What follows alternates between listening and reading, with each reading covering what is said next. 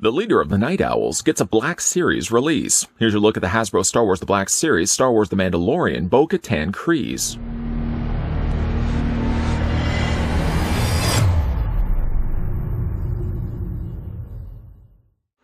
A gifted warrior, Bo-Katan Kryze is a legendary Mandalorian. She refused to align with the Emperor's occupation of Mandalore.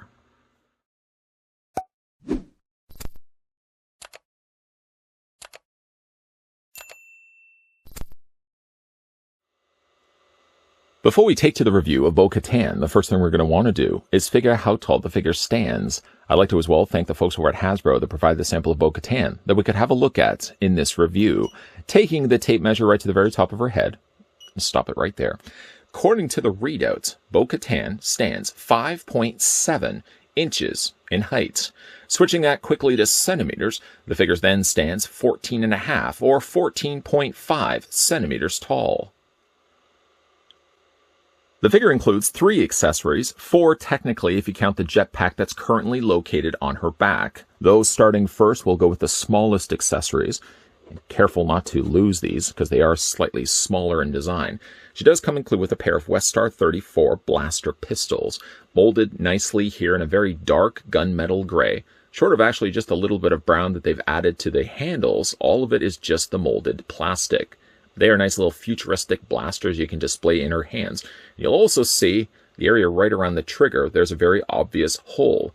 Well, that's because you can actually take these, pick the figure up, and they have designed her hands in such a way that the trigger finger is already sticking out, just ready for a gun. We go ahead and take one of the blasters, very carefully fitting it into her hand. And you can see that trigger firing finger is just lined up properly around the trigger, perfectly in place. Go ahead and do the exact same thing on the other side. I know I'm stating so much the obvious thing. Everybody knows how to put guns in the figure's hands, but I'm just going to quickly show you here. And again, you've got the trigger firing finger lined up perfectly to that trigger. One neat thing about this is also there's some storage for those pistols. There's holsters located on either side of her legs. So what you can then do is go ahead and remove these. And if you don't want to display them in her hands, I'm not sure why you wouldn't want to, but you can take those pistols and fit them on either side of those holsters. One side and on the other. I did say technically she came included with 4 accessories, the other one being, of course, located on her back. That's the Z6 jetpack, which is technically removable. I'm really glad that it is, too. Sometimes I don't like to display figures with permanently, well, you really don't have a choice if they're permanent, but I do like the idea of being able to remove jetpacks and backpacks for myself, and being that they did use a really large peg and an equally large hole on her back torso, it means when you are plugging this in place, that the jetpack isn't going to go anywhere. It does have some nice detailing done to it, primarily all this real dark silver with some nice accents added there in the blue as well.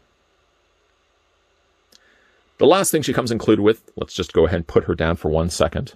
There's going to be a lot of things I really want to talk about on this particular figure. She comes included as well with her Mandalorian helmet. This specifically one to point out is the fact it does have the detailing done to the front for the Night Owls. You can see the eyes, the beak there done to the front, and some nice scuffing, I must admit, to the front area of her visor. She does have the scope that goes down. I do like that that is an actual feature on the figure, and you can lift that up as well. Primarily a blue and dark blue color scheme, similar to the blue that we're going to be looking at on the figure. But it does have some neat detailing done to it. There's all these like little imperfections to it, little indentations to the what would have been metal. Some little scratches there on the back there as well. But I do like the fact that the paint on the front is scuffed, so it looks like she's had it for a while. It is made of a very soft, rubbery material, and thank goodness for that, because you can actually take the figure and you can fit the helmet over top of her head sculpt. One of the downsides sometimes to having a rubber helmet that fits over top of an existing figure's head is it tends to then make the head look a lot bigger once you get the helmet in place. I don't feel like it's obnoxiously big. It does probably look a little bigger than it would be in the series, but because they had to have it as a feature that would fit over top of her existing head, it's a trade-off I'm more than willing to accept.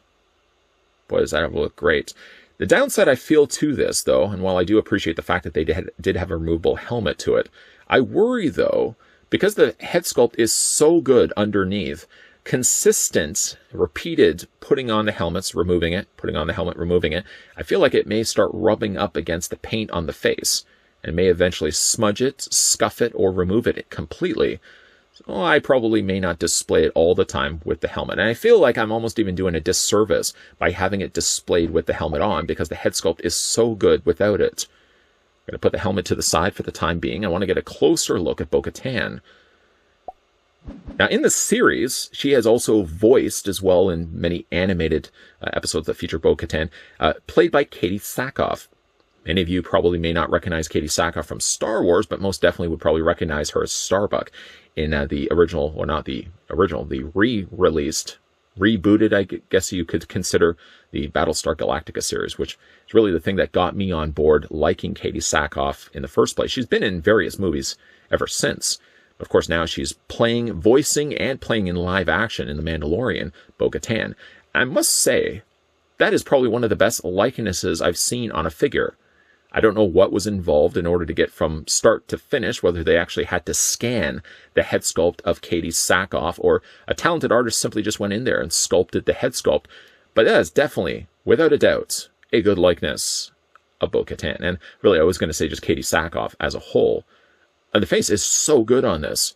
The airbrushing around the areas of the mouth, the dark shadowing around the eyes, really, again, add to the realism of the head sculpt here. It simply doesn't just start and stop with the head.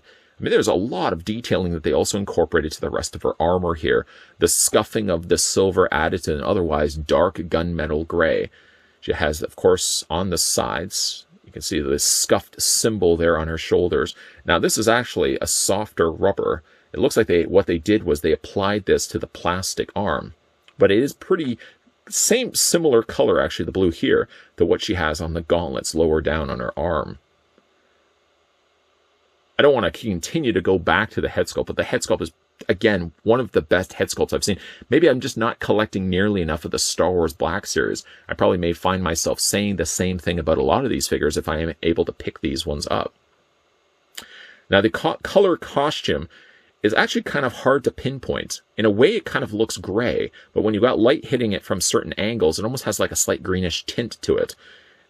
For the knees, as well as the shin guards, not chin guards, shin guards, she does have a little bit of scuffing that would naturally develop there, of course, if she's going to be wearing this costume in the field. There's detailing done to the belt, some nice additional silver added in there as well, and some various pockets, none of which, of course, can be opened up. Even like things like her elbows, for example, sculpted in textured detailing where you would have like padding applied to that material, all look super sharp on this figure. But easily, by far, my favorite aspect of this figure is the bang-on likeness, again, I feel they captured here on Bo-Katan. Okay.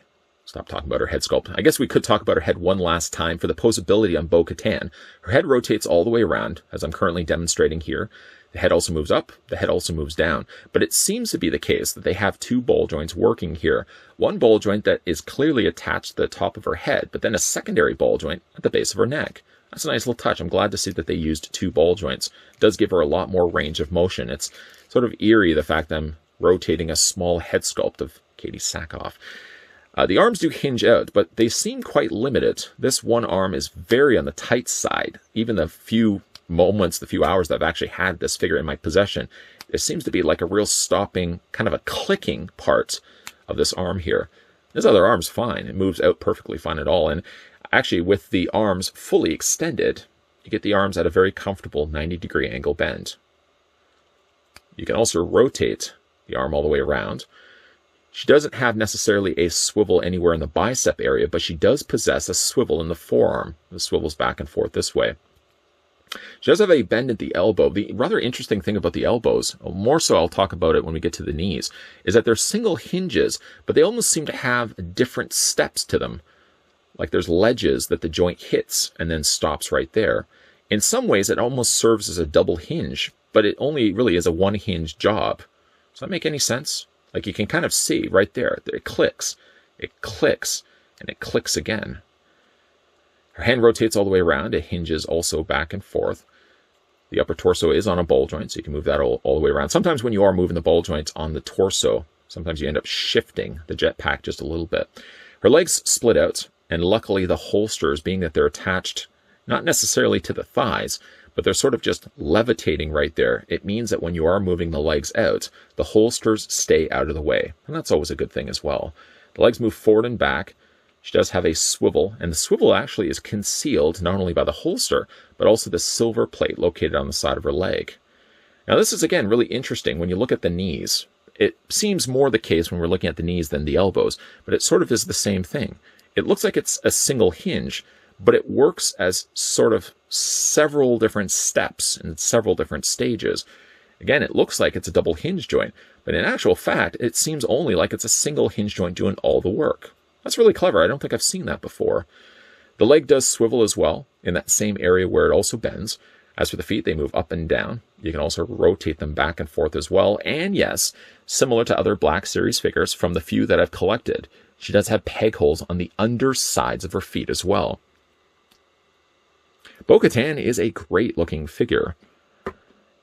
For the few times that I've had the chance to watch The Mandalorian, I've actually really rather enjoyed the show. I did definitely want to get my hands on some of the figures from that series.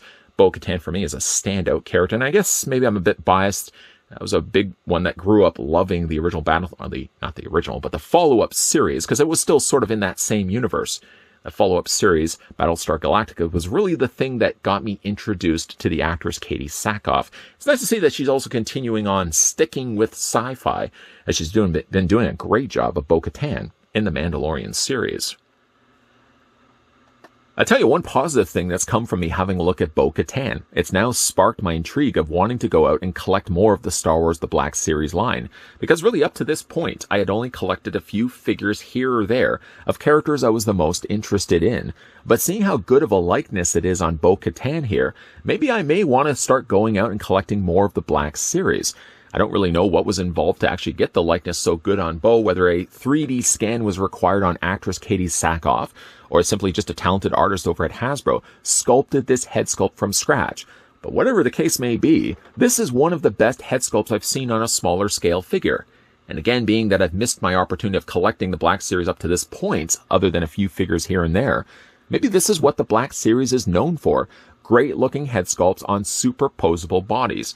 If that's the case, then count me in. I'm probably going to start seeing myself collecting more and more of these Black Series figures as I can find them in retail stores. Again, a big thank you to the folks over at Hasbro that provided the sample of Bo-Katan that we had a look at in this review. She ended up being a great looking figure. She does come with a couple of accessories, some of which you're currently seeing here in Final Look. She comes with 2 blaster pistols. Currently, I've got one in her hand. She does come with a helmet, and she comes with a jetpack located on her back. The thing about her helmet, though, is while it's made of a softer plastic, again, I worry about putting that over top of her face. First of all, I don't even think I want to mask such a good-looking head sculpt, but I also, again, worry about the rubbing of the paint.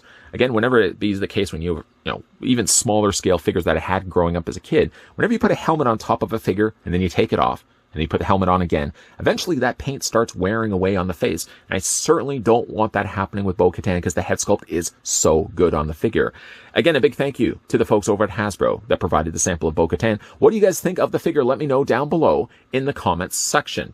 Also, if you guys would like to see more Star Wars The Black Series line showcased on this channel, then be sure you comment down below and hit this video with a like. If you guys are new also to this channel and enjoying all the content you've been seeing up to this point, be sure to hit the subscribe button down below to turn the bell notification on. And yes, to come back to this channel regularly, because not only are we going to be having a look at more Hasbro figures, but we may possibly start looking at some more Star Wars The Black Series line as well. So there's always some stuff for you to feast your peepers on.